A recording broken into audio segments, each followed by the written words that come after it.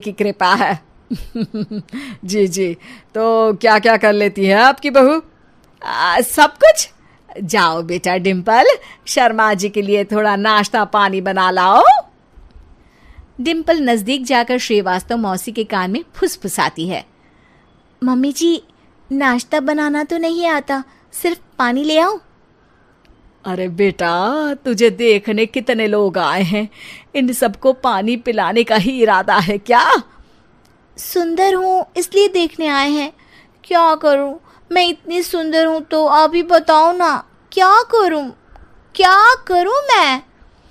अरे बेटा कुछ मत कर, खाना बनाना सीख ले बस। श्रीवास्तव मौसी के लिस्ट में सुंदरता सबसे ऊपर आती थी और उन्हें उसी का फल मिला।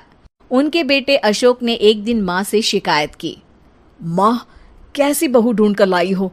मैं शाम को थक हार कर घर लौटता हूँ तो मुझे कहती है, आज पेडिक्योर करना है, करवा दोगे? अरे जबकि दिन भर काम करके पाँव मेरे थके थे।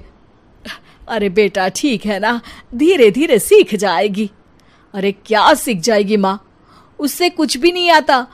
हफ्ते भर का शेड्यूल बना लिया है उसने, पेडिक्योर, हेड मसाज, मुल्तानी मिट्टी का ये वो, अरे पता नहीं क्या क्या।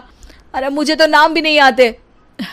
देख बेटा, खाना बनाना, सब्जी काटना, ये सब सीखा जा सकता है, पर सुंदरता नहीं सीखी जा सकती।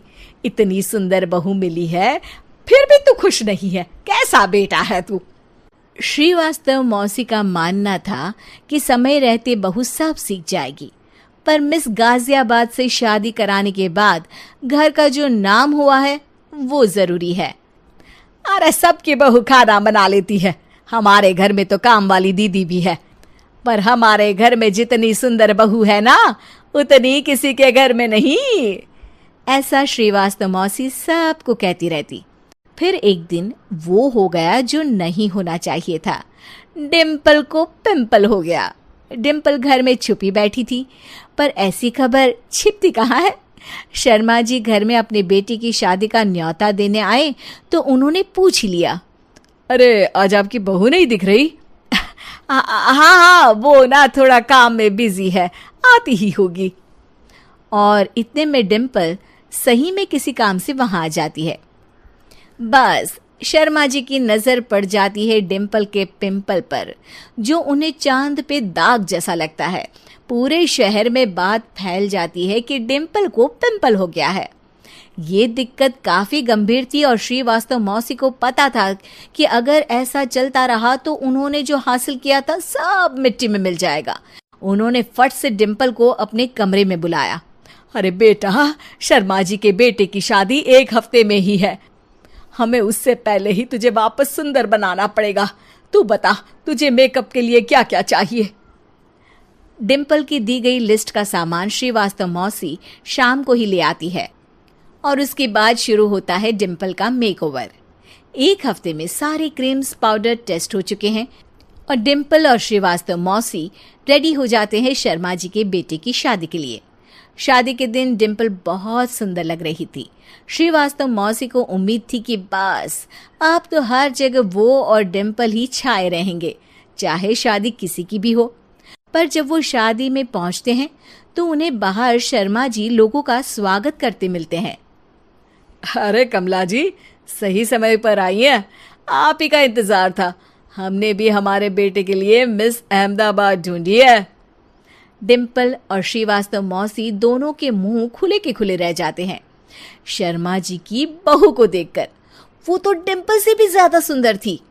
क्यों, हमने भी अच्छी बहू ढूंढी है ना? हाँ हाँ शर्मा जी, बाकी आजकल के जमाने में सुंदरता से क्या होता है भाई? देखो, बूढ़े तो सब होते हैं, मैं तो मानती हूँ कि बस रोटियां गोल बना दे, इससे ज्यादा क्या चाहिए? सुंदरता का क्या है, ढल जाती है, पर गुण वो हमेशा रहते हैं। अरे वाह, इतना बड़ा ज्ञान आपको कोई गुरु भी नहीं देता, जितना बड़ा ज्ञान आपको एक छोटे से पिंपल से मिल गया। अगले दिन जब अशोक डिम्पल से बात कर रहा होता है, कल शादी में मिस अहमदाबाद के बाद सब मिस गाजियाबाद यानी तुमको ही देख रहे थे। क्या करूं, मैं इतनी सुंदर हूं तो। आप ही बताओ क्या करूं क्या करूं मैं तो कहती हूं कि घर का कोई काम कर या फिर बाहर अपने लिए कोई काम ढूंढ ले। है? क्या कहा माँ जी? हाँ जी, सुंदरता का क्या है? कल तूने मिस अहमदाबाद से मात खाई, आगे कोई मिस हैदराबाद आ जाएगी या मिस फैजादाबाद आ जाएगी, इसलिए काम पर ध्यान दो। हाँ। और कुछ महीनों बाद, अरे बहू, काम करने के बाद तू सुंदर नहीं, अति सुंदर हो गई है।